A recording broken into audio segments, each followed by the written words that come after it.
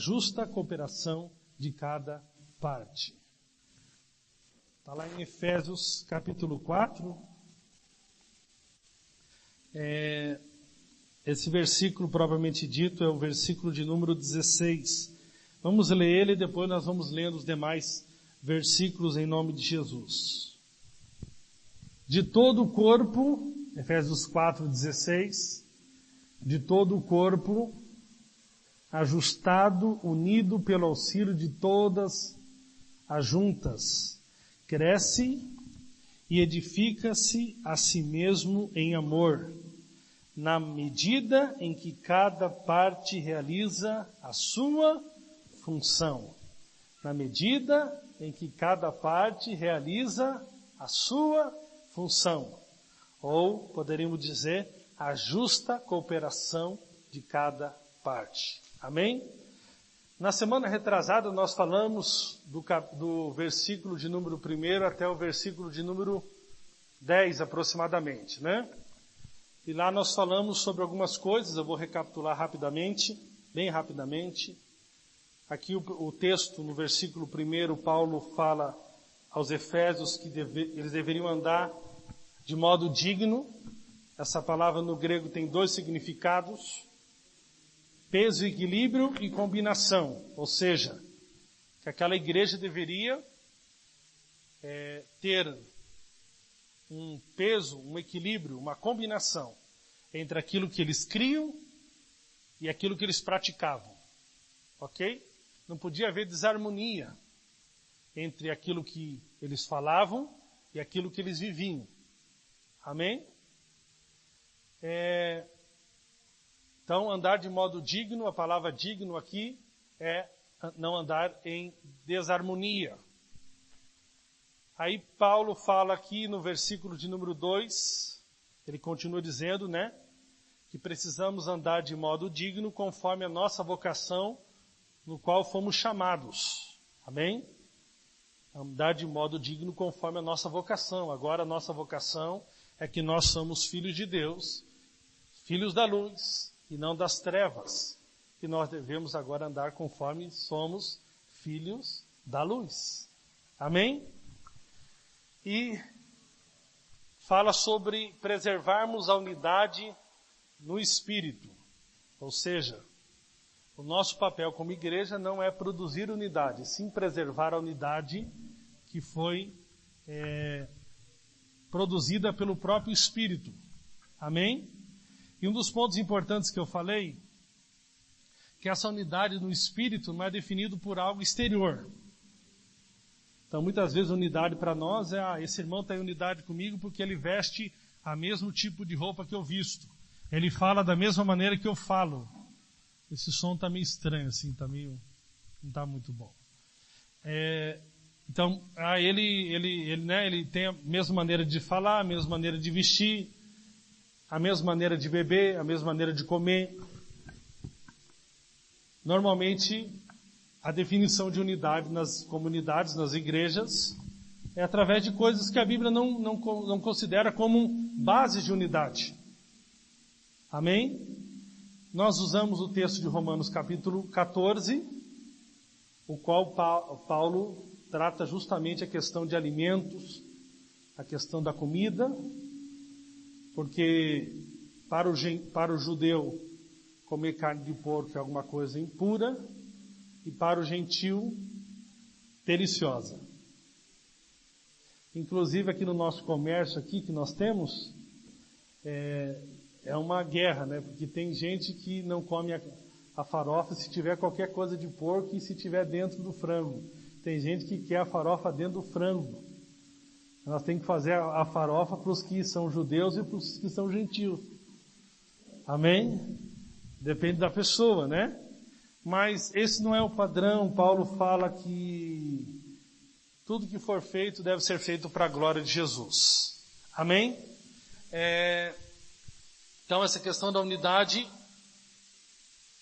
está relacionado com a nossa nova natureza, com a nossa filiação e não com algo exterior. Amém? Nós somos irmãos não porque agora na questão espiritual, irmãos, né, de nascimento espiritual, não porque nos parecemos exteriormente, mas sim porque temos Deus como Pai. Amém? Ele é teu irmão porque Deus é o Pai dele, é o seu Pai. E é isso que deve ser a nossa base de unidade. Amém? Então tome cuidado com os julgamentos que você faz por coisas que são secundárias. E eu falei muito claramente que os nossos irmãos não são aqueles que congregam apenas na MAI, mas são todos aqueles que são filhos de Deus. Nem todos são filhos de Deus. Amém? Filhos de Deus é aqueles que nasceram em Cristo, que creram em Cristo. Esses, deu-lhe o poder de serem feitos filhos de Deus. Ok? Então não confunda unidade com uniformidade. Amém? E nós precisamos ter maturidade para manter a unidade apesar das diferenças. Amém? Inclusive de consciência. Aí que entra a consciência. Aquele que tem consciência que pode comer tudo, coma para a glória de Jesus. Aquele que a sua consciência o condena, não coma. Porque tudo que não procede de fé é pecado. Mas aquele que não come, não condene o que come. Porque se come ou bebe, para a glória de Jesus. Essa é a maturidade, amém, queridos? Nós não temos a pretensão de determinar, né, esse tipo de comportamento exterior, o que você vai beber, o que você não vai beber. A quantidade que você vai beber, ela sim vai ser julgada. E nós vamos pregar sobre julgar qualquer dia desse. À medida que você extrapole algo que possa alterar a sua normalidade como pessoa, que é a embriaguez. Mas ninguém pode ser julgado, amém, pelo seu comer, pelo seu beber, pelo dia que ele, de repente a sua consciência tem algo que deveria fazer um culto em determinado dia. Amém? Que seja tudo para a glória de Jesus. Ok? Essa unidade, para ser preservada, exige humildade, mansidão e longanimidade. A Bíblia diz aqui em Efésios que nós devemos suportar uns aos outros. Não é aturar, é suportar. Suportar é no sentido de dar suporte e sustentação para os nossos irmãos. É assim que a igreja, a comunidade do Cristo ressurreto, deve viver dando suporte uns aos outros nas suas aflições. Amém? E preservar o vínculo da paz. O resultado, né, de alguém humilde, manso e longânimo é que ele é fácil de conviver com as pessoas e alguém que traz um ambiente de paz e não de confusão, né? Tem gente que produz confusão e tem gente que produz paz. Eles chegam no ambiente, a maturidade, a visão, faz com que aquele ambiente seja um ambiente de paz, não um ambiente de guerra. Amém?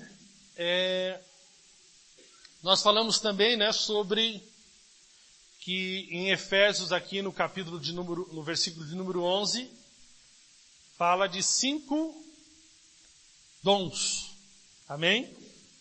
5 dons.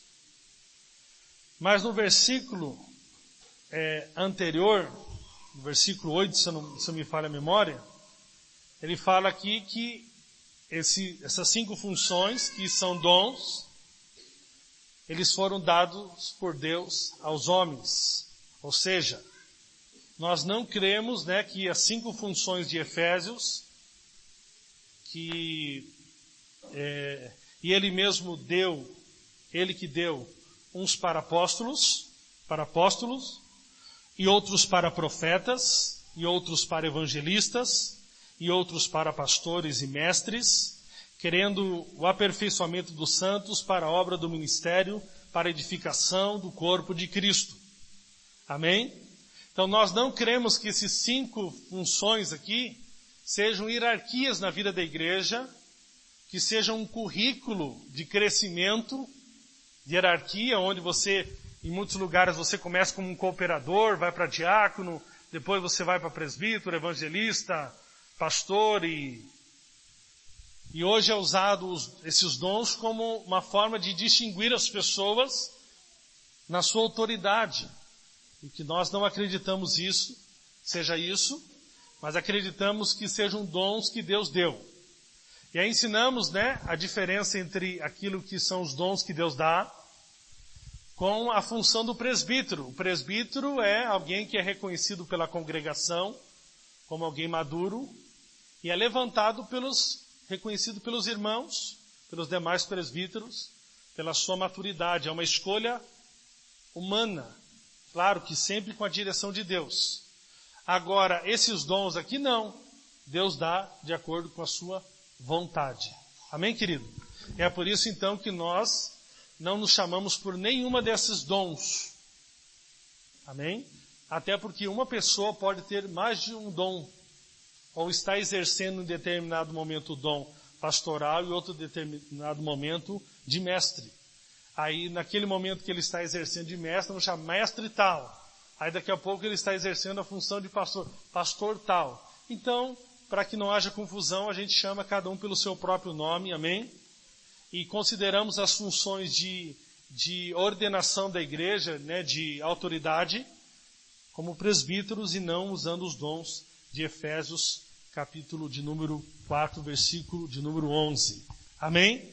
Se você quiser entender mais, você pode escutar aí a ministração da semana retrasada. Ok? Vamos lá agora para a mensagem de hoje. Justa cooperação de cada parte. Se você tiver a Bíblia, eu vou ler ela na versão NVI.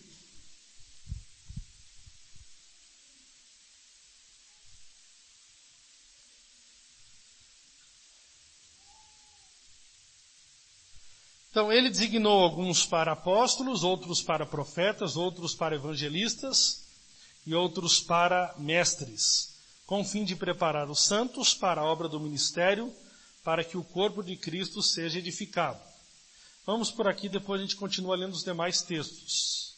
Então, a primeira coisa que nós aprendemos aqui em Efésios, no versículo de número 11, diz a razão aqui, diz o motivo pelo qual Deus deu dons aos homens. Deu 5 dons. Não necessariamente, você tem esses 5 dons. Ou seja, Deus, na sua infinita graça, escolheu pessoas na sua soberania para dar dons. Amém? Esses 5 dons. Então, um pode ter o dom de evangelista, outro pode ter o dom de pastor, outro pode ter o dom de mestre, outro pode ter o dom de apóstolo, outro pode ter o dom de profeta. Ok? Então, a primeira coisa, nós podemos observar aqui que Deus é o Deus que concede dons. Pela sua graça, pelo seu infinito amor, sua infinita soberania, Ele concede dons para a igreja. Amém? Qual o objetivo, desses dons? Esses dons têm como objetivo treinar os santos. Amém? Quando fala de santos, está falando de toda a igreja. Então, Deus dá esses 5 dons para treinar os santos. Agora, você continua lendo aqui o texto, ele define a razão para esse treinamento.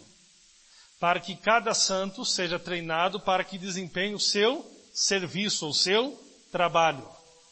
Ou seja, no corpo de Cristo, Deus dá para algumas pessoas dons, para que essas pessoas então treinem os santos, para que esses santos desempenhem o seu serviço, o seu trabalho.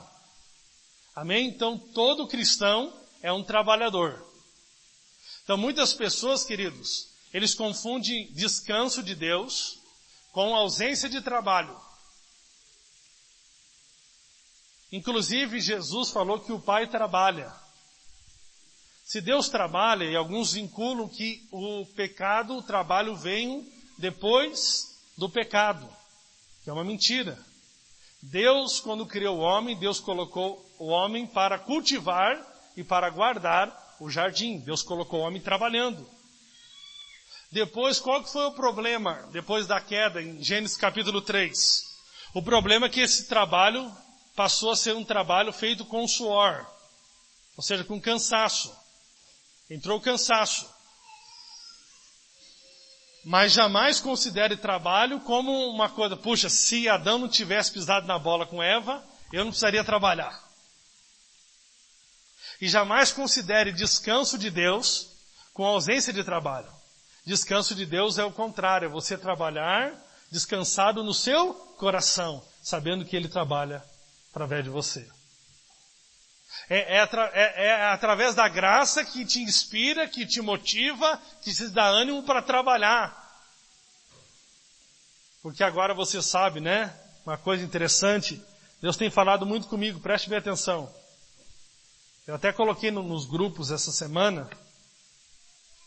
Muitos, eles desconsideram ou exaltam demais a lei da semeadura. Mas olha que coisa interessante. Paulo diz em 1 Coríntios capítulo 3. Estava tendo uma confusão na igreja. Uns diziam que era de Paulo, outros diziam que era de Apolo. Ou seja, eles eram carnais, Paulo disse. Eles não andavam no Espírito, porque ainda havia entre eles confusão. Aí Paulo fala, a Bíblia fala lá, Paulo plantou, Apolo regou. Mas quem que deu o crescimento? Foi Deus. Diga assim, Paulo plantou, Apolo regou e Deus deu crescimento. Amém, queridos? Mas houve alguém que plantou e houve alguém que regou. E num milagre de Deus, da sua graça, Deus fez aquilo crescer. Que preste bem atenção. É graça de Deus você plantar algo e aquilo dá resultado. Segundo o Sebrae, a maior parte das empresas que se abrem no Brasil, ela fecha no decorrer de 2 anos. Ou seja, alguém plantou, talvez alguém regou, mas não houve crescimento. Então, se está havendo crescimento, não é porque você plantou e regou, é porque Deus é bom. Mas, por outro lado, Deus diz para plantar e para regar. Esse é o paradoxo que muitos não entendem. Amém? Deus diz para você acordar de manhã e trabalhar. Para você regar o sonho que Ele colocou no teu coração.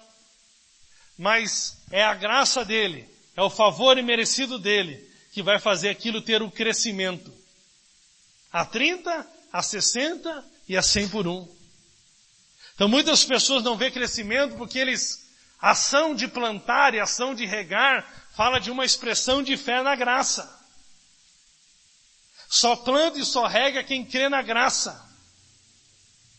E é interessante, né, irmãos? Vou falar um pouco sobre isso no final.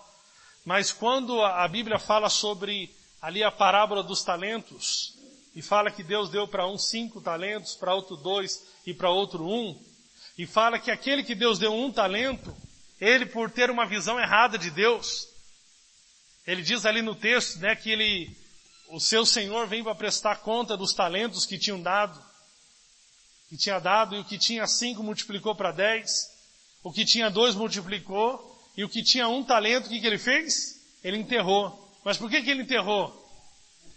Ele fala claramente no texto, porque ele via que aquele seu senhor era alguém severo. Ou seja, ele tinha medo do seu senhor. Esse é o resultado daqueles que não vivem em paz com Deus. Aqueles crentes que não entenderam que foram justificados pela fé, que agora, né, o juízo de Deus sobre você foi realizado em Cristo na cruz, e que agora todos os teus pecados foram perdoados, e que agora você tem Deus a seu favor, e porque como Deus está a seu favor, você pode plantar e você pode regar, porque você tem a certeza que a bondade de Deus vai te dar o crescimento. Mas todos aqueles que não têm a certeza que a bondade de Deus vai produzir o crescimento, eles acabam enterrando o seu talento, enterrando o sonho que Deus colocou no seu coração, porque eles têm medo daquilo não dar certo. Quantas pessoas Deus está falando para fazer algo, mas como você não tem segurança de que Deus vai estar com você nesse negócio, você não dá um passo de fé. Quantas pessoas Deus está te dando uma oportunidade quando te fala, semeie ajude aquele irmão, contribua no gasofilaço, Mas como você tem medo, você não confia que o dia de amanhã já está garantido por Deus que é bom, você acaba enterrando o seu talento. Essa é a grande realidade, né? Quantas irmãzinhas, né, falam, eu vou pegar logo esse namorado, que vai que não aparece outro. É verdade. Eu não sei porque no Brasil tem uma mania, fez 21 anos e já parece que já virou tia. Estou com 22 anos já, eu não casei. 22 anos já. Brasileiro tem esse negócio, né? Lá nos Estados Unidos é mais para 30 anos, quando já está... Jesus, para você ter uma ideia, começou o ministério dele com 30 anos. Que para um judeu é uma idade para começar a maturidade. Irmão, a irmãzinha já está dizendo, vou pegar isso aí mesmo, né? Só Jesus na causa, vai dar certo. Vai dar certo. Mas amém.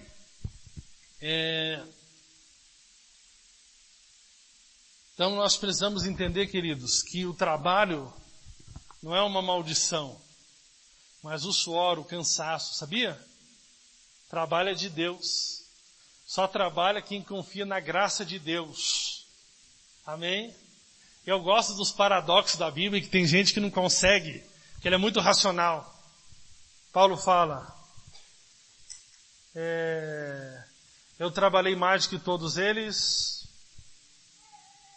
mas não trabalhei porque foi a graça de Deus, todavia a graça trabalhou, eu não trabalhei, mas trabalhei.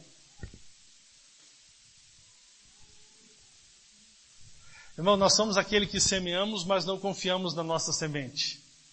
Nós somos aqueles que trabalhamos, mas não confiamos no nosso trabalho. Nós sempre confiamos no favor e na graça de Deus. Amém? Nós sempre confiamos nisso. Nós fazemos como se não fizéssemos. Porque tudo que fazemos é fruto da graça de Deus.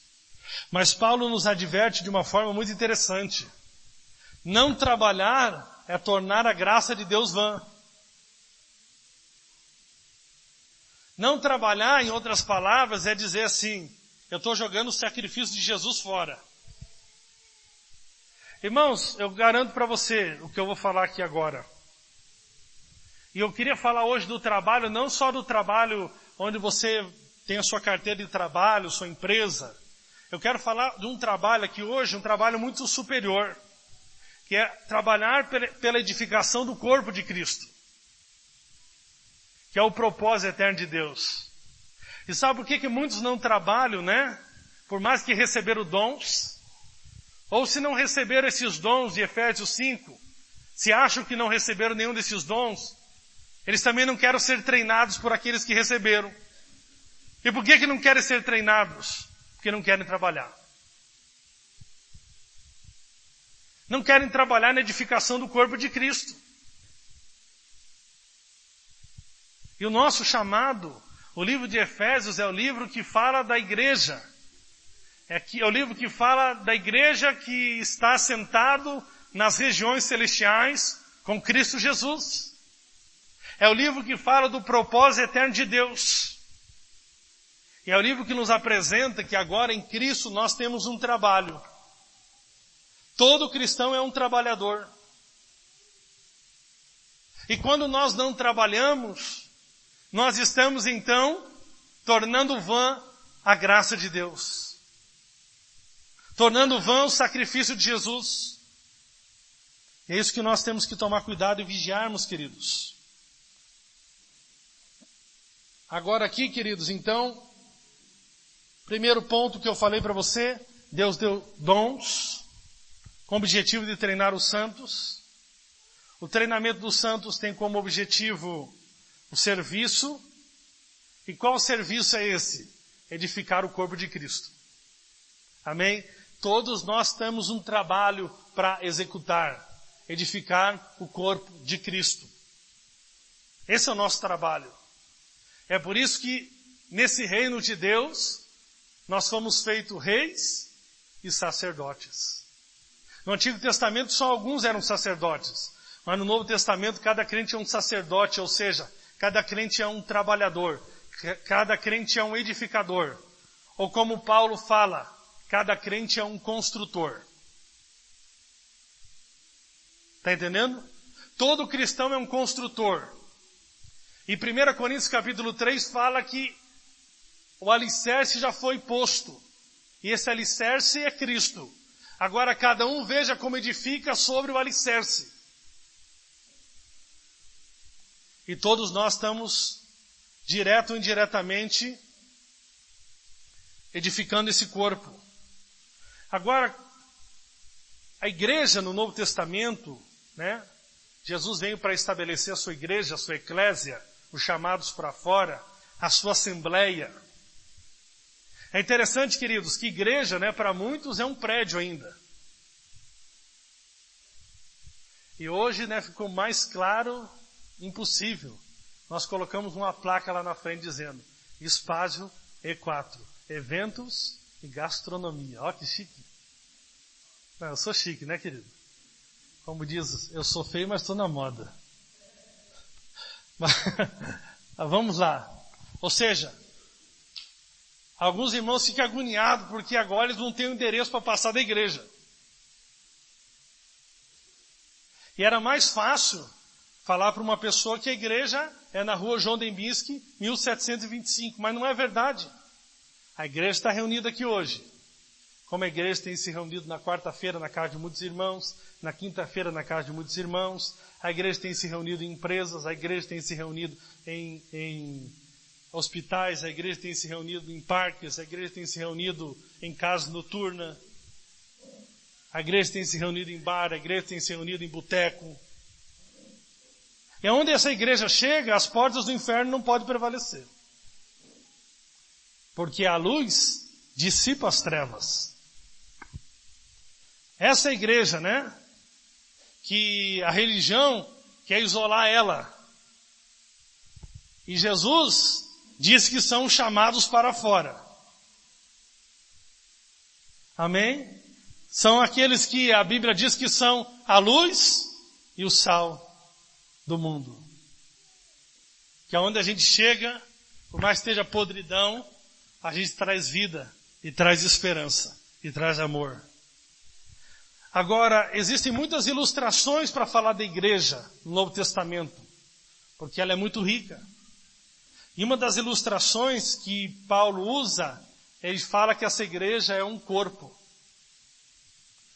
E por causa que Paulo fala que essa igreja é um corpo, nós podemos entender então que ela não é uma instituição, apesar de precisar se organizar como instituição, por causa do nosso país ela tem um CNPJ. Mas nem todos que estão vinculados ao CNPJ, muitas vezes estão vinculados ao corpo de Cristo. Porque o corpo de Cristo é orgânico. Amém? Então, toda vez que você pensar em igreja, que nós estamos edificando, e cada um é um trabalhador, não pense numa organização, mas pense num organismo. Desde os primeiros anos da escola aprendemos que o organismo é um conjunto de órgãos que constitui um ser vivo. Esse é o sentido primário, né, principal nos dicionários. Embora as traduções bíblicas mais comuns não empreguem a palavra organismo, a ideia é claramente, né, apresentada por Paulo no Novo Testamento, mostrando a igreja como um corpo. Amém? A igreja é um corpo e nós individualmente somos membros desse corpo. Agora, outra forma, queridos, que Paulo usa, e eu quero que você entenda aqui, hoje exige um pouco mais de atenção, porque eu estou falando para você aqui qual é o trabalho que Deus espera de você. Amém? A recompensa que vamos receber no tribunal de Cristo é por esse trabalho, pela edificação da igreja. Então assim, a igreja então individualmente você é um membro. Um é dedo, outro é, né, olho, outro é isso, cada um é um membro. E a ideia de Deus é que se torne um corpo. Mas existe outra ilustração que Paulo usa para falar da igreja. Ele fala que nós, quando nos convertemos, éramos pedras mortas e agora nos tornamos pedras vivas. E agora junto estamos edificando uma casa espiritual para Deus. Amém? Então a casa que Deus quer não é esse prédio. Né? E quantas vezes eu já vi muitos pastores, eles se gloriam e falam, como a nossa igreja é bonita, como a nossa igreja é bem cuidada, como a nossa igreja é maravilhosa. E aí quando você fala, e alguns, eu já congreguei muitos anos num lugar que o pastor se gloriava muito da igreja, e os pastores que vinham lá pregar também falavam, nossa, eu nunca vi uma igreja tão bonita quanto essa. E o jardim é bonito, e as paredes são bem pintadas, e o escritório é bonito, e o banheiro é de primeira. Mas eu quero falar para você, essa edificação não foi a que Deus nos chamou para edificar. O texto não está dizendo aqui que Deus nos chamou para o quê?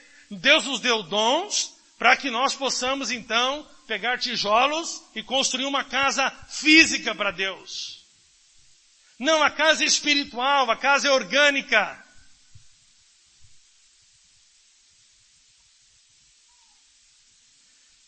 E para que essa casa seja edificada, para que esse corpo seja edificado, Deus então deu 5 dons. E tem aquele desenho lá, Osés, que eu pedi? Eu quero usar esse desenho para você entender como que essa casa é edificada. Essa casa é edificada através desses 5 dons. Agora, uma coisa interessante para nós observarmos. O que a Bíblia diz que quem recebeu um desses 5 dons tem que fazer? O que tem que fazer, querido? Está lá em Efésios.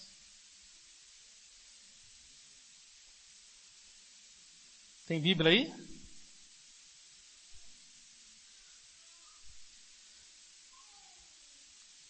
Versículo número 12. Ele fala aqui dos 5 dons que ele deu e que tem como objetivo. Qual que é o objetivo desses 5 dons?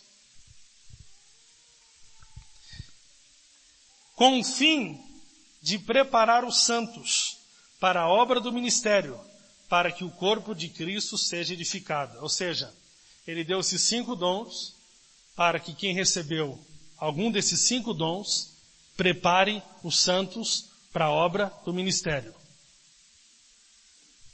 Então, isso aqui é fantástico.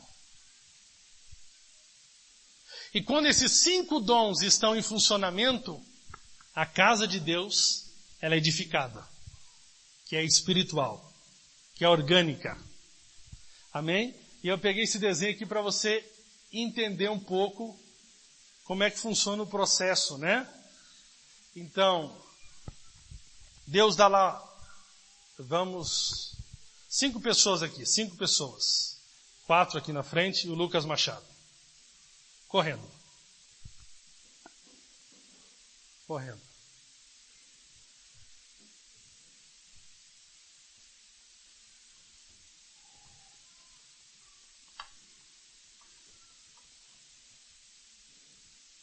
Esse aqui é o pastor Barba. Esse é o evangelista. Esse aqui é o apóstolo. Esse é o profeta e o mestre. Amém? Primeiro eu quero aqui daquele lado lá o apóstolo. Fica lá, primeiro. Eu quero o evangelista o segundo.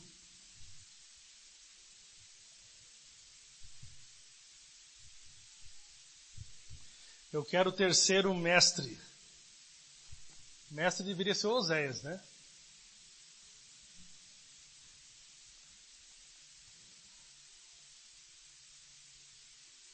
Eu quero o pastor. E depois o profeta. Amém, querido? Nós podemos pensar aqui como 5 etapas que toda construção precisa passar. para no final ela ter uma edificação, uma casa. Amém? Nós podemos pensar aqui como 5 matérias que cada cristão precisa ser treinado para que depois ele possa desempenhar essas 5 funções. Deus não dá todos esses dons para uma pessoa só. Então ele deu aqui, para o Ian o dom apostólico. Para quê? Para que o Ian treine o corpo. Para que o corpo desempenhe o quê? A função apostólica. Mas não quer que o corpo você desempenhe só a função apostólica, mas sim o evangelista. Quem você é? Mestre, pastor e profeta. Amém? Então pense numa construção onde são 5 processos e você precisa ser treinado para conseguir exercer essas 5 funções, para que então você coopere para que a casa seja edificada. Pode ficar aí, queridos. Amém? Então, cada um daqueles que tem um chamado de Deus recebeu um dom ministerial. Somente quando todos os dons ministeriais estão presentes na vida da igreja, chegamos à plenitude de Cristo. Então, preste atenção, queridos. Eu aqui, vamos aqui, é difícil você identificar o seu dom. Mas desse dom aqui, eu poderia dizer que talvez ensino, talvez apostólicos são os que se manifestem mais na minha vida. Se você observar, querido, toda vez que o Laudecir ministra uma palavra, ele sempre ministra uma palavra de alinhamento de coração. Você tem que guardar teu coração. Está perdendo a esperança. E normalmente na pregação dele choram. É impressionante.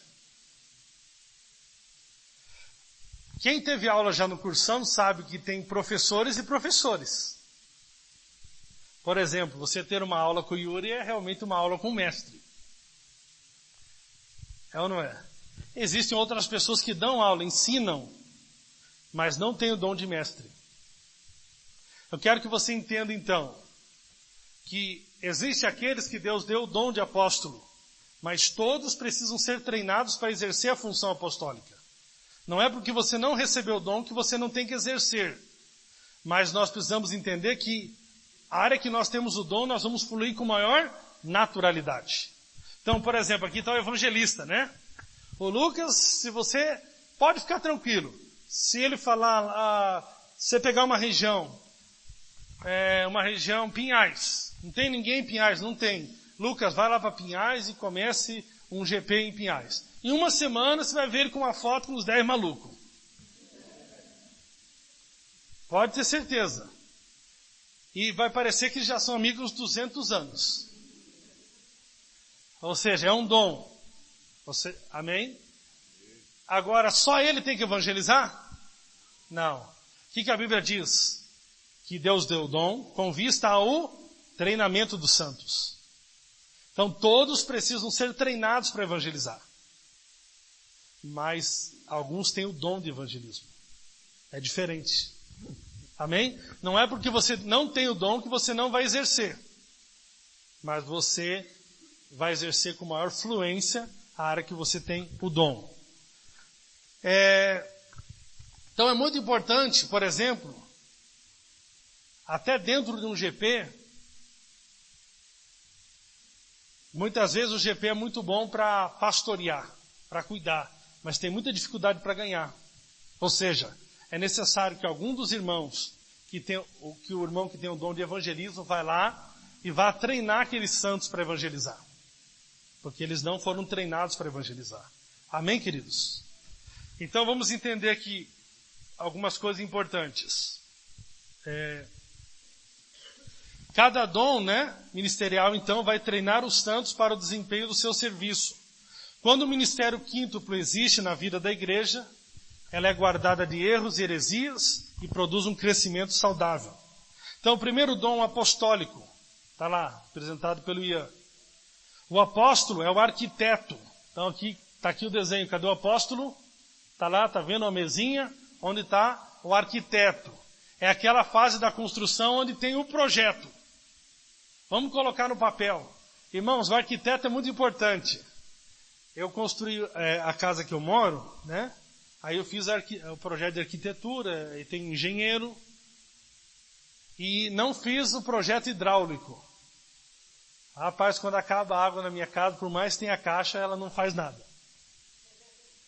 Porque houve uma falha, eu quis economizar, né? Não quis fazer o projeto, né, hidráulico. Aí o pedreiro meu disse, não precisa não, eu domino tudo. Acabou a água, a caixa está lá em cima, não desce nada, não sei para onde vai aquela água, deve estar indo para a casa do pedreiro. Não sei onde que vai. Então assim, o apóstolo é o arquiteto que tem a visão da planta da edificação. Se queremos fazer uma obra apostólica, precisamos ter compreensão completa da planta, discernimento da igreja e do propósito eterno de Deus. Sabe, irmãos, o apóstolo é aquele que tem clareza como é que a igreja funciona. Ele tem clareza do propósito eterno de Deus. Ele fala com clareza. Ele treina com clareza. Amém? Tem irmão que ele está perdido nem sabe o que está fazendo no mundo. Mas é o apóstolo, ele tem a visão da planta. Ele tem que treinar os demais santos para que eles entendam o propósito eterno de Deus, que é a vida de uns aos outros. O ministério apostólico tem como característica uma obra extralocal, que tem forte apelo pioneiro e para o envio. Uma igreja apostólica vai estar sempre preparando e edificando a casa de Deus, zelando para que cada membro esteja no seu devido lugar, bem encaixado e ajustado. Amém? Então, irmãos, o que eu estou fazendo aqui hoje é a função apostólica. Eu estou te ensinando como é que funciona o propósito eterno de Deus, a planta, para dar norte para a sua vida. Amém? Para dar rumo para a sua vida. É um ministério apostólico que dá rumo para a vida das pessoas. E dá direcionamento.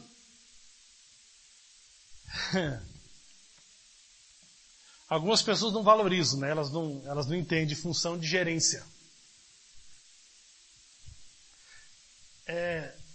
Aquele cara ali, o gerente, o que ele faz? Não faz nada, só manda. Agora coloque 50 pessoas trabalhando sem uma organização, sem uma ordenação. Você perde o potencial de 50 pessoas. É só fazer um teste. Vamos terminar um arraiá, vamos colocar todo mundo aqui, vamos falar, vamos limpar. Normalmente sabe o que acontece? Fica uma hora enrolação, um conversa aqui, outro brinca lá, fica 3 com rodo no mesmo lugar, 3 vassouras no mesmo lugar, e quando passa 3 horas nada aconteceu. Agora quando tem alguém, né, dando a direcionamento, com a visão da planta como um todo, de tudo que tem que ser feito, e vai treinando as pessoas e enviando essas pessoas para suas determinadas funções, aquilo traz resultado. É muito importante o facilitador ter uma visão da planta e os demais membros para que possam entender como devem trabalhar na edificação do corpo de Cristo. Amém? Mas aí nós temos o dom de evangelístico. O evangelista é o responsável para recolher o material, as pedras vivas, para que possam ser edificadas. Ou seja, eu já tenho a planta, eu já sei como é que deve ser edificado, agora eu preciso o quê? Eu preciso ir lá no material de construção e comprar os tijolos para que a edificação aconteça. Amém? A mesma coisa na vida da igreja. A vida da igreja não é edificada com tijolos, mas com pedras mortas que se tornam pedras vivas. Ou seja, é através do dom, é através do ministério do evangelista que o evangelho é pregado e essas pessoas que estavam no mundo como pedras mortas se tornam pedras vivas e vão ser agora vinculadas na edificação. Amém? Então cada cristão precisa ter a visão da planta, mas cada cristão precisa também ser treinado para evangelizar. Ide por todo mundo, pregar o evangelho a toda criatura. Nós não podemos perder, queridos, a paixão, esse encargo vibrante por vidas. Amém? Isso é fantástico. Uma igreja, né, deve se manter viva através da chama de alcançar os perdidos. Quando você vê, por exemplo, o chileno Vergara, né? Toda vez que ele vem aqui, ele está falando paixão pelos perdidos, paixão pelos inalcançáveis, paixão. Por quê? Porque ele tem um dom de evangelismo. E o papel dele, pelo dom que ele recebeu, é manter a igreja com essa chama. Amém? Manter a igreja com essa chama e treinar a igreja para evangelizar. Então, na construção nós já tivemos a planta, já fomos lá coletar as pedras mortas, agora pregando o evangelho, elas se tornaram pedras vivas, amém? E agora então nós já temos os materiais para edificar a casa. E aí vem o terceiro dom, que é o dom do mestre. Mestre. O mestre é aquele que dá forma às pedras na edificação.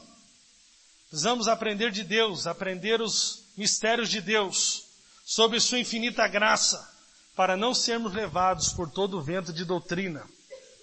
Precisamos chegar à maturidade cristã. E a maturidade vem como resultado do ensino e da renovação da mente. Então o que acontece aqui? O mestre é aquele que burila as pedras. É aquele que tira aquela pontinha, entendeu? Porque como que nós vamos encaixar? Quando você olha tijolos, eles têm basicamente o mesmo formato para que eles possam ser encaixados um no outro, para que a construção possa acontecer, amém? Às vezes tem um buraquinho lá para encaixar um tijolo, o pedreiro tem que vir lá e cortar, ajeitar, deixar certinho para poder encaixar aquela pedra. É através da palavra que nós renovamos a mente da pessoa. Por exemplo, a pessoa chega aqui orgulhosa, arrogante, e é através da palavra que ela vai sendo moldada, porque se ela não for moldada, ela não pode ser encaixada. Você já observou que tem pessoas que não se encaixam em nenhum GP? É o GP1, é o GP2, GP10, GP5, GP50, é a igreja 1, igreja 2, igreja 10, igreja 100. Sabe por quê? Porque são pessoas que não se deixam, através da palavra, serem moldadas e entrarem na forma de Cristo, no molde que é Cristo.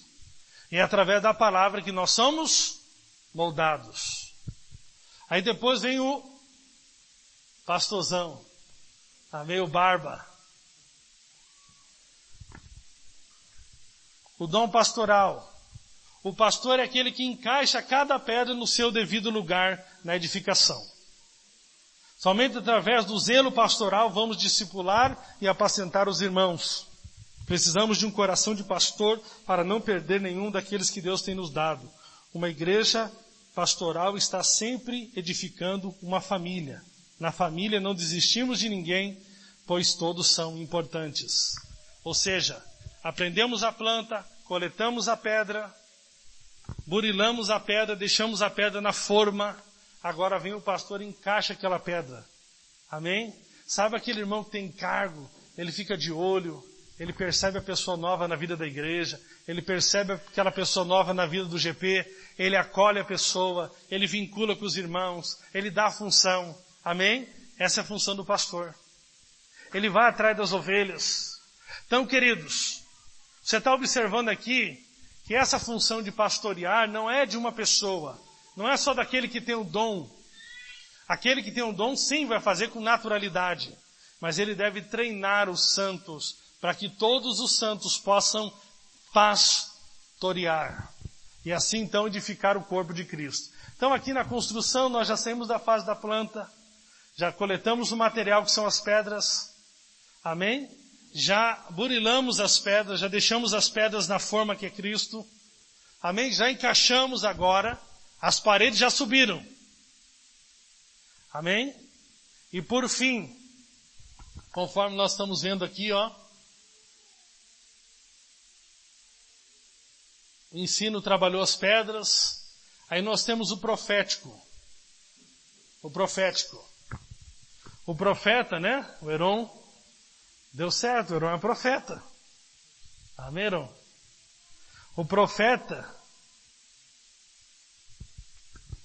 ele é o mestre de obras da edificação. Está entendendo? numa edificação tem um mestre de obras. E ele vai ver se tudo aquilo que está acontecendo na construção está seguindo da forma como deveria ser, conforme a planta. E aí que ele exorta a igreja. Quando vê a igreja desanimando através do ministério do profeta, e todos nós temos que ter esse ministério do profeta, porque fomos treinados para isso, amém? Quando você vê o irmão desanimando, o profeta é aquele que traz o encorajamento. Sabe, você vê aquele irmão desanimando do GP, desanimando da função dele. Aí você vai lá, né, o irmão fala, queridos, nós estamos debaixo dessa graça maravilhosa, encoraja todo mundo a permanecer até o fim. Amém? Então todo cristão precisa ser treinado para conhecer a planta, para evangelizar, para ensinar. Eu não sei o que você está entendendo aqui agora. O que está acontecendo? Você tem que ver esses dons como 5 matérias que todo crente precisa passar por elas, ser treinado para exercer essas funções, amém? E aí que acontece na vida da igreja a mutualidade, amém? Quando fecha aqui o corpo de Cristo, aqui, está formando a casa de Deus agora. A construção, todos vinculados, encaixados, amém? Vivendo em amor. E o que acontece? Um ministrando na vida do outro. Amém? Amém? Um ensinando o outro. Um apacentando o outro. Um tendo a visão da planta com o outro. Amém? E aí que acontece aquilo que a Bíblia chama de habitação mútua, que é o propósito eterno de Deus. Amém? Que é que nós viemos viver na vida da igreja uns aos outros. Amém? Podem descer, tá bom? Vocês estão muito lindinhos. Dá uma salva de palmas para eles. Amém?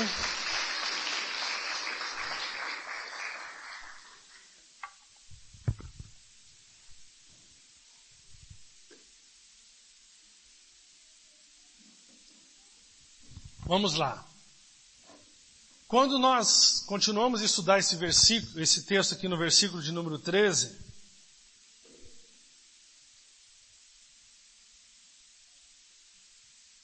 irmãos, nós queremos muito. Eu dei até o nome para essa função agora, treinadores de ministérios.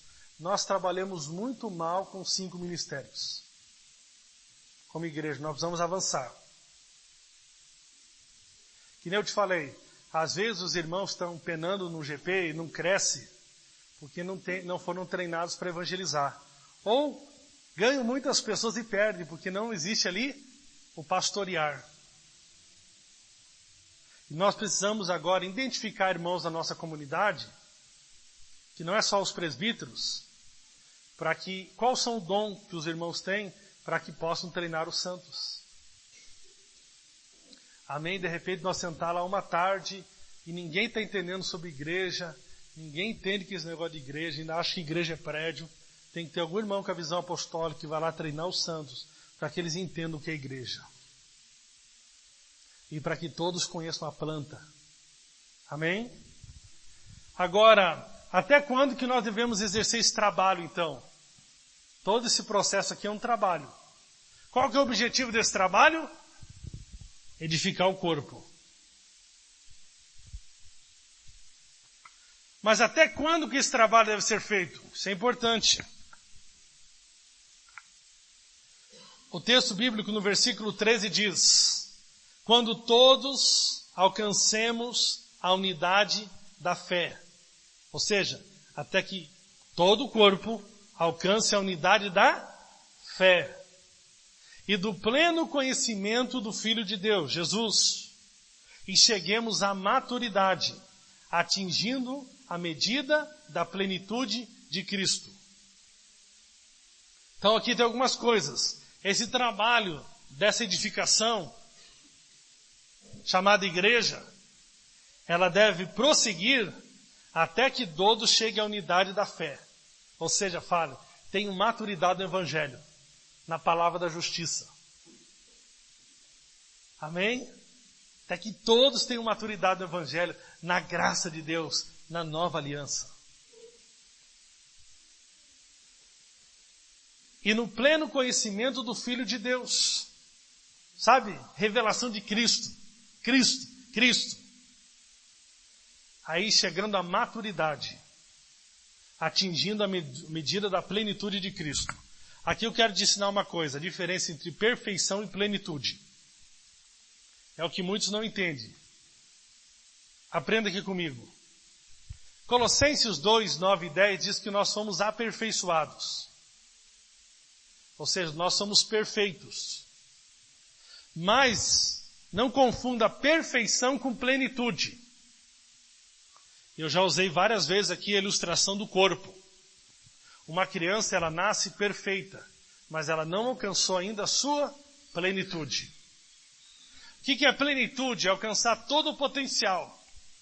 É mais ou menos assim como um carro. Você vai lá e compra uma Ferrari.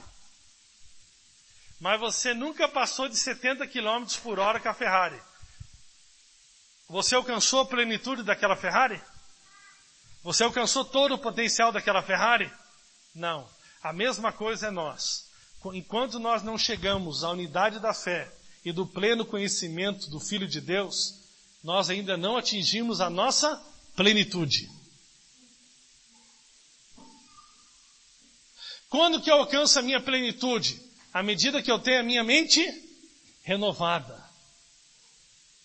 E eu me enxergo em Cristo. E assim como Cristo é, eu entendo que eu sou.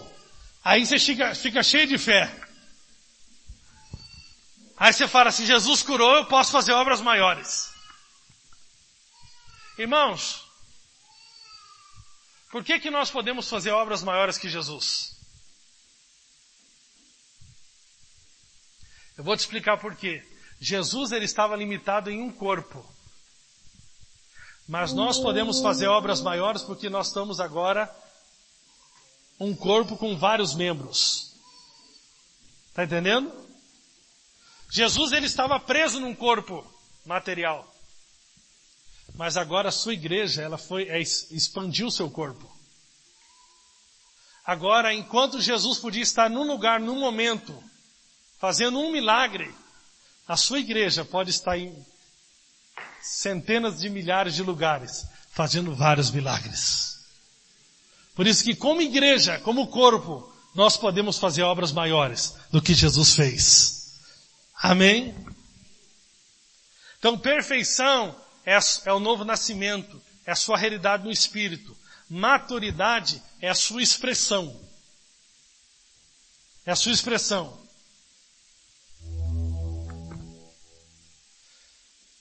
Vamos lá.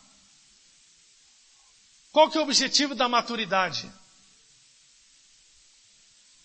Versículo número 14. Se você tem aí a sua Bíblia, abra lá.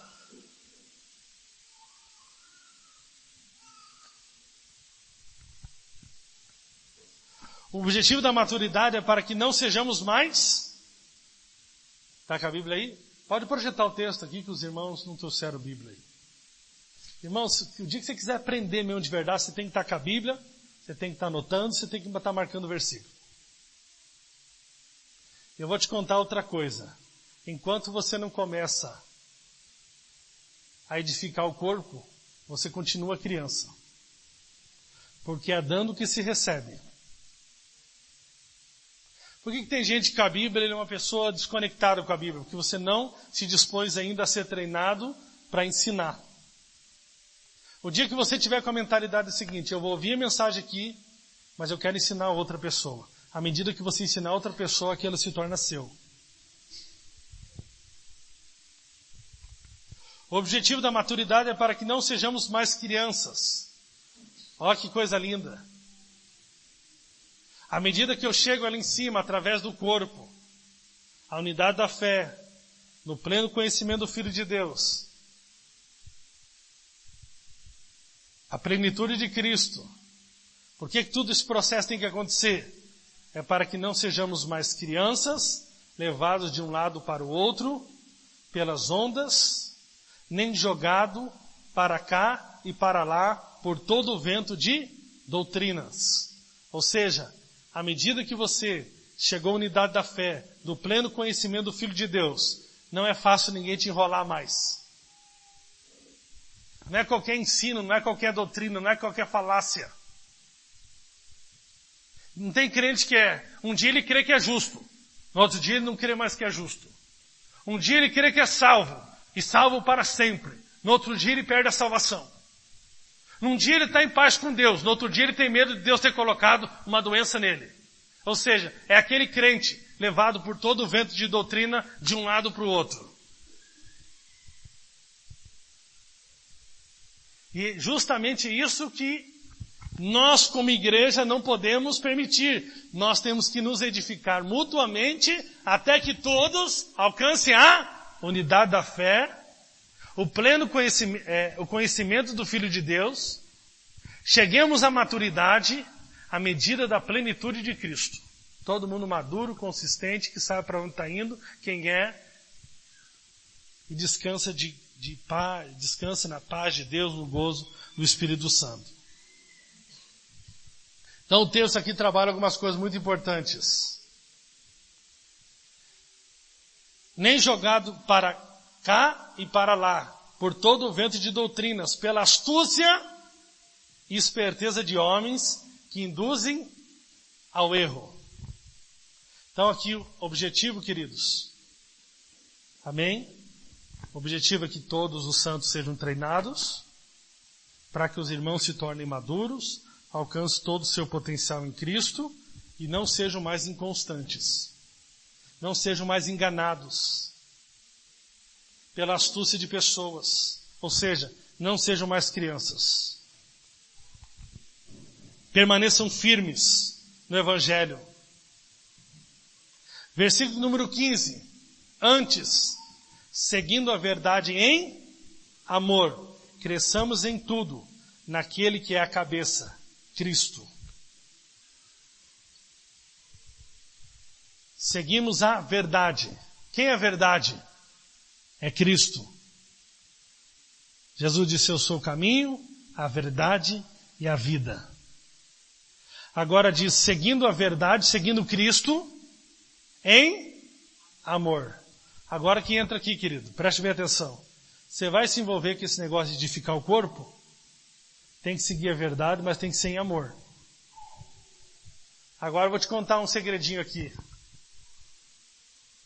Aqui o amor de Deus, o amor ágape. Esse amor diz o seguinte, é o amor que não busca os seus próprios interesses. Ou seja, eu me envolvo nessa edificação desse corpo, seguindo essa verdade, mas em amor. Ou seja, livre de qualquer expectativa de receber algo dos meus irmãos. Eu estou disposto a dar tudo para eles, sem esperar nada deles. Eu quero falar para você hoje. Muita gente se frustra quando se envolve com a vida da igreja. É porque eles estão esperando recompensa das pessoas. Deixa eu falar para você. Alguém aqui já trabalhou com construção civil? Olha, se tem um lugar perigoso é construção civil. Você pode se machucar. É ou não é? Você pode pegar uma pedra, um tijolo pontudo e furar a tua mão. É um crente pontudo. Sabe qual é aquele crente pontudo? É aquele crente linguarudo mesmo. Você fez por ele e ainda vai falar mal de você. Já estou te avisando.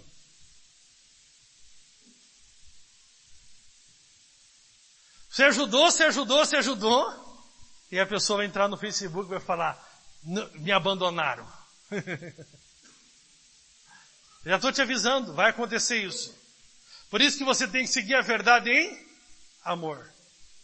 O amor não suspeita mal.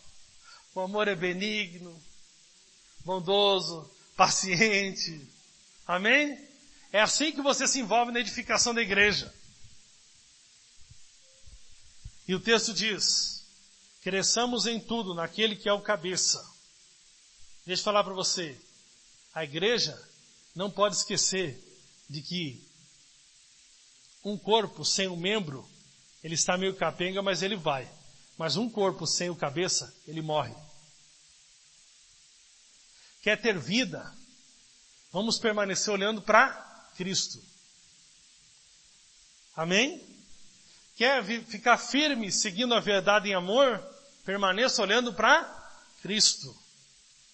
Porque a partir do momento que você passar a viver olhando e dependendo das pessoas, aí que vem a sua derrota. Embora ninguém gostaria de perder membros do seu corpo, sabemos que muitas pessoas vivem muito tempo sem um braço, uma perna e um olho. Agora, nenhum corpo pode viver sem o cabeça. Quando a igreja se torna uma organização social que se importa somente com as relações humanas, esquecendo da importância da fidelidade total à cabeça, ela vai sucumbir. O que tem que fazer você permanecer firme nesta edificação é você estar olhando para o cabeça, crescendo no cabeça, tendo expectativa no cabeça, sendo suprido pelo cabeça. E assim então você vai permanecer firme. Amém? E por fim, queridos, dele todo o corpo, ajustado e unido, pelo auxílio de todas as juntas, cresce e edifica-se a si mesmo em amor, na medida em que cada parte realiza a sua função. Olha que coisa linda. Dele todo o corpo, ajustado e unido. Amém?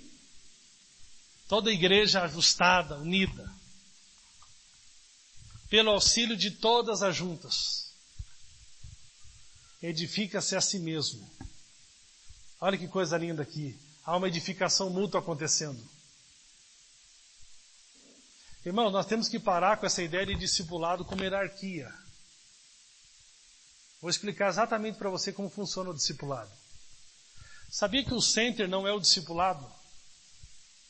O center é apenas um lugar onde tem irmãos que receberam, foi compartilhada a autoridade com eles, para que eles fiquem junto com os irmãos, coordenando o bom andamento dos nossos GPs.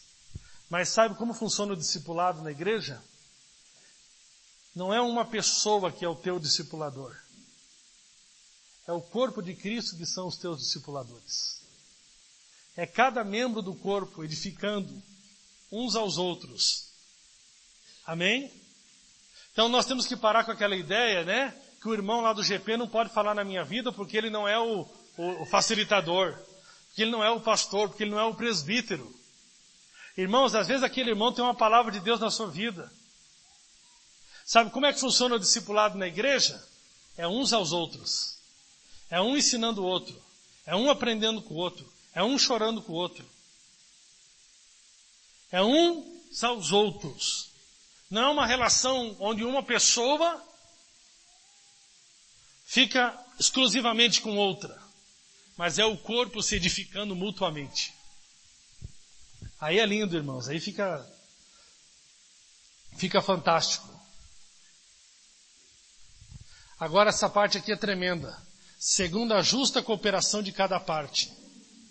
E por fim o texto fala lá, na medida em que cada parte realiza a sua função. Sabe o que acontece? Que quando cada parte realiza a sua função, a Bíblia diz que o próprio corpo produz o seu próprio aumento. Olha que coisa linda. Quando cada um está realizando a sua função, o próprio corpo realiza o seu próprio aumento. O corpo cresce, a igreja fica forte. Agora eu gostaria de fazer uma pergunta para você aqui hoje, que é o foco da minha ministração. Você tem cooperado com a edificação dessa comunidade? Porque muitas pessoas, eles acreditam que a força da comunidade Amai vai se dar pelo Cleverson. Como se Deus tivesse me dado todos os dons e toda a responsabilidade para efetuar esse aumento. Eu vou te fazer uma pergunta aqui muito séria. Será que a fragilidade da nossa comunidade está justamente em que você não está realizando a sua parte? Porque você está se enxergando de uma maneira indevida, dizendo, eu não tenho nada a ver. Não, a Bíblia está dizendo aqui, todo o corpo. Todo o corpo. Quero fazer uma pergunta para você aqui hoje, queria que você refletisse.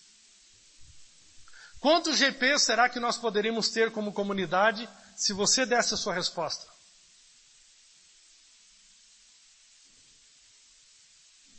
Quantas vidas nós poderíamos ganhar para Jesus esse ano, se você desse a sua resposta? Quantas igrejas nós poderíamos abrir se você desse a sua resposta? Quantos missionários nós poderíamos sustentar se você desse a sua resposta? Eu quero perguntar para você, quantas crianças nós poderíamos ganhar se você desse a sua resposta? Mas sabe o que eu tenho percebido, queridos? Muitas pessoas não descobriram para que existem. Eu vim te contar aqui nessa noite. Você existe para edificar a igreja. Até que essa igreja alcance a plenitude de Cristo. Ou seja, que cada irmão aqui se torne maduro.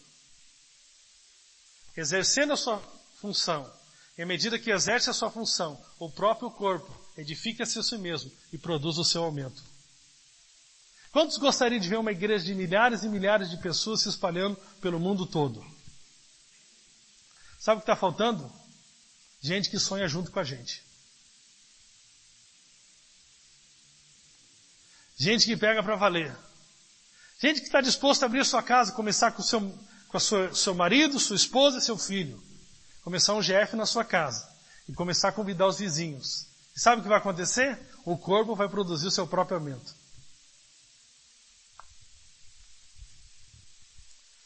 Vou te falar uma coisa bem séria. O mundo, olha aqui para mim, o mundo precisa da sua resposta. As pessoas que estão lá fora precisam da sua resposta. Ser cristão não é vir aqui aos domingos, ouvir uma pregação, cantar bons louvores e passar a semana inteira indiferente em relação à edificação desse corpo. Nós muitas vezes estamos tendo muitas oportunidades, pessoas no nosso colégio, na faculdade, no nosso trabalho, que estão precisando que a gente colete elas. Que a gente fale do Evangelho para elas. Mas sabe o que está acontecendo, queridos? Jesus disse em Mateus: por se multiplicar a iniquidade, o amor de muitos se esfriaria. E sabe qual que é o resultado de se esfriar o amor? Se você quer ver um sintoma de falta de amor, é indiferença. Para mim, tanto faz, como tanto fez. É simplesmente chegar aqui, ó. Você pega o seu GP, você não quer mais seu GP. E você fala aqui, tá aqui, ó. Tá meu GP. Segura. Eu não quero mais liderar ele. Você pega ele e se vira. O problema é que eu não consigo me virar. Que Deus escolheu você.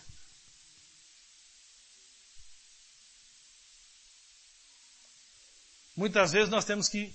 Eu estava olhando aqui de tarde hoje, eu fiquei aqui à tarde. Eu cheguei aqui 4h15. E eu fiquei percebendo ali. Nós estávamos ali com a esposa do Anderson. Nós estávamos com a irmã ali, do GP do Diego, a Marta. E depois chegou a esposa do Anderson também, a Maiara. Eu não vi aqui embaixo. Ali em cima nós tínhamos 3 pessoas. Ou seja, somente 3 pessoas que se dispuseram a investir no crescimento das crianças. E sabe o que nós estamos fazendo aqui? Brincando de passo a repasso. Ó, pega para você. Não quero não, pega para você. Não, eu também não quero. Então pega para você.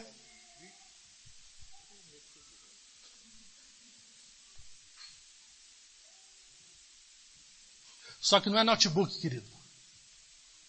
São as vidas preciosas, o qual Jesus morreu por elas. Se diz uma pessoa falou assim, ela comentou, aonde que estão as 800 vidas da Mai? Apontando para mim. Sabe, irmãos, a minha oração aqui hoje é que o espírito de Caim saia dos nossos corações. Sabe qual que é o espírito de Caim?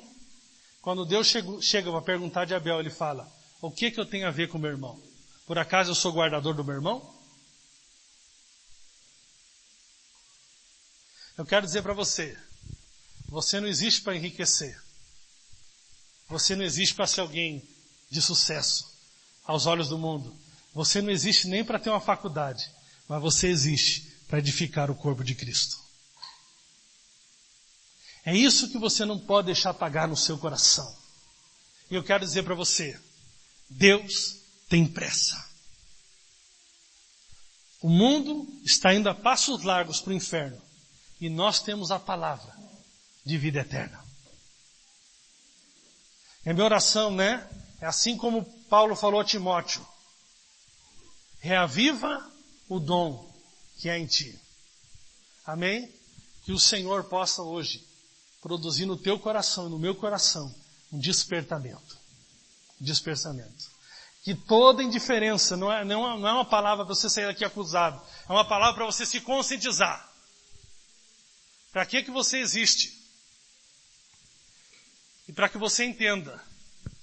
John Maxwell, ele escreve vários livros sobre liderança. Ele é cristão. E ele fala sobre o elo fraco. Ele fala que numa equipe, para que ela tenha sucesso, você tem que remover o elo fraco. Eu quero te falar o seguinte, no corpo de Cristo não tem como remover o elo fraco. No corpo de Cristo, o elo fraco tem que ser despertado. Nas técnicas de liderança mundana, você descarta quem não está produzindo. No cristianismo, o Espírito Santo vem despertar e trazer fogo no seu coração para você cumprir o propósito dele. Amém? Eu quero falar para você, se nós queremos ver esse corpo crescendo e produzindo o seu próprio aumento, cada um de nós tem que se disponibilizar a responder a Deus nessa noite. Se coloca de pé em nome de Jesus.